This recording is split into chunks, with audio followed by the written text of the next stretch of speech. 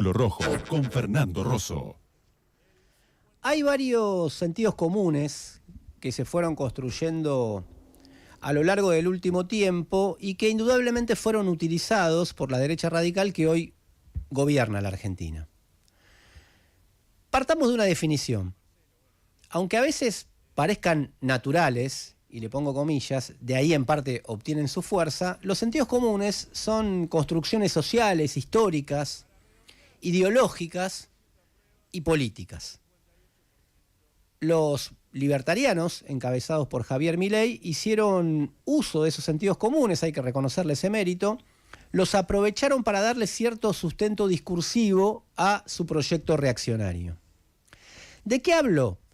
Bueno, de esas ideas simples, que tienen la apariencia de verdades eternas, obvias, lógicas, prácticamente irrefutables.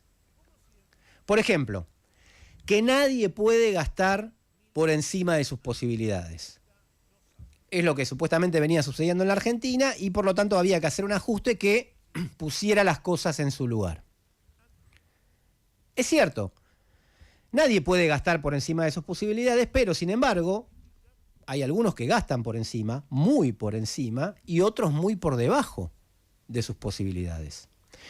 Precisamente son los que producen por debajo de sus posibilidades o directamente no producen nada, los que consumen muy por encima. Porque se aprovechan de los que trabajan muy por encima de sus posibilidades y cobran menos, mucho menos, de lo necesario para cubrir sus necesidades. Porque otro sentido común podría afirmar que a nadie se le puede pagar menos de lo que vale su trabajo. Sin embargo, eso es lo que sucede minuto a minuto en este sistema. Se paga el valor de la fuerza de trabajo y no todo el trabajo que el trabajador o la trabajadora realiza. La diferencia, según la ciencia, tiene un nombre y se llama plusvalía. Obvio, hay mucha gente interesada en que esto no se transforme en un sentido común y mejor que se sostenga como el secreto mejor guardado, detrás de un mar de ideología. Otra idea, así de sentido común, la idea de libertad o de autonomía, que toda persona obviamente aspira a tener, fue dirigida también por la derecha contra toda forma de intervención estatal o como sustento también de la necesidad de un recorte o un ajuste. Claro, se apoyan en núcleos racionales o en aspectos de verdad que tienen esas afirmaciones, porque en relación a este último punto, en el marco de un sistema impositivo que es totalmente regresivo, muchos comerciantes, pequeños, medianos, incluso trabajadores autónomos, si cumpliesen con todas las normativas y requerimientos públicos, muy probablemente no podrían sostener su actividad. Mientras que el reclamo de contra los impuestos, en general, termina capitalizado por los beneficiarios finales de este planteo, que son las grandes empresas. El RIGI, el régimen de grandes inversiones, no es más que plasmar institucionalmente o legalmente, o por decreto en realidad, esa idea. Entonces, ese malestar contra una forma específica de Estado se induce o se digita contra toda forma de actividad o intervención pública que en este régimen político se viabiliza a través del Estado.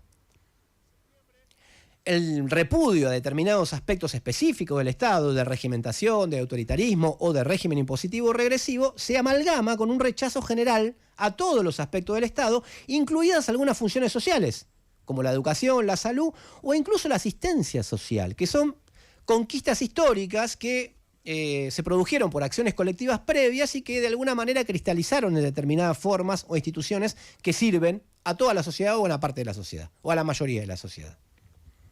Obvio, cuando los gobiernos que dicen defender esas instituciones o esas conquistas las desfinancian, las denigran o las ajustan, facilitan a que se instale la idea de que lo estatal y por ende lo público no sirven para nada. El sentido común en torno a la idea de casta es otro ejemplo.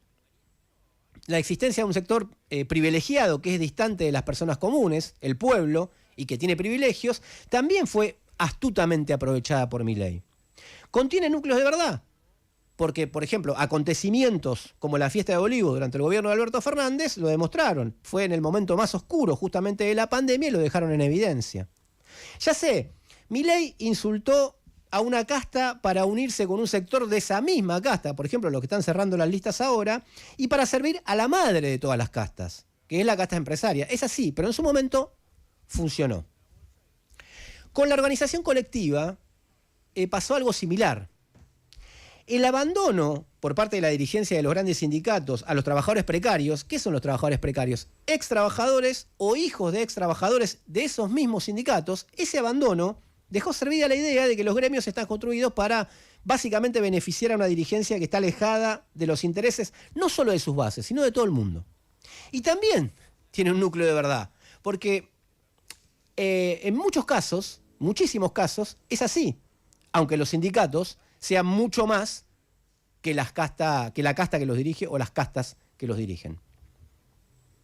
A ver, aclaremos una cuestión. Los medios fueron facilitadores para que Milei lograse esta ubicación en la oferta política. Milei no fue solo un fenómeno mediático, obviamente, pero no se puede entender sin los medios y sin la ayuda tampoco de quienes le dieron una mano para armar listas o para lo que sea, o dándole aire, porque supuestamente dividía el voto de la derecha. Desde esa posición logró aprovechar estos sentidos comunes para llevarlo para su molino, como se dice. Ahora, hay un sentido común más amplio y que se desprende del rechazo a muchas de estas representaciones de las que vengo hablando, y es sobre lo nuevo y lo viejo. Milei se presentó como un outsider, como un excéntrico, literalmente fuera del centro o alejado del centro, como alguien nuevo contra lo viejo. Logró vender, como se dice, vino viejo en odres nuevos. Pero, ¿qué es lo nuevo? Existió y existe en la mayoría de la sociedad una aspiración a algo nuevo, sobre todo en rechazo a todo lo que hubo hasta ahora. Pero otra vez, ¿qué es lo nuevo? Esto se discute mucho, se viene discutiendo mucho, sobre todo en la oposición a Milei y especialmente en el peronismo. Se dice, no, lo que pasa es que no hay caras nuevas. Y es cierto a medias, porque lo que verdaderamente faltan son propuestas nuevas. Nuevas canciones, dijo alguien que al otro día se puso a tocar la misma de siempre que sabemos todos. ¿Y qué son las propuestas nuevas? Lo verdaderamente nuevo son las ideas nuevas. No se trata de personas que necesariamente hayan llegado ayer o antes de ayer a la política para subordinarse a los mismos de siempre. Eso fue Milei.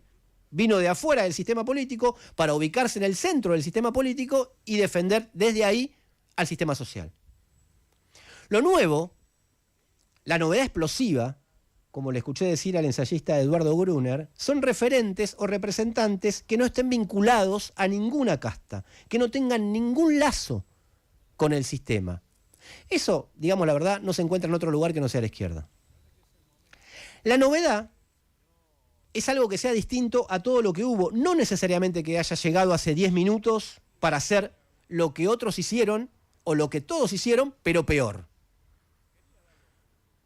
Los improvisados no son garantía de nada. Y el sentido común, como todo en esta sociedad, es un campo de batalla.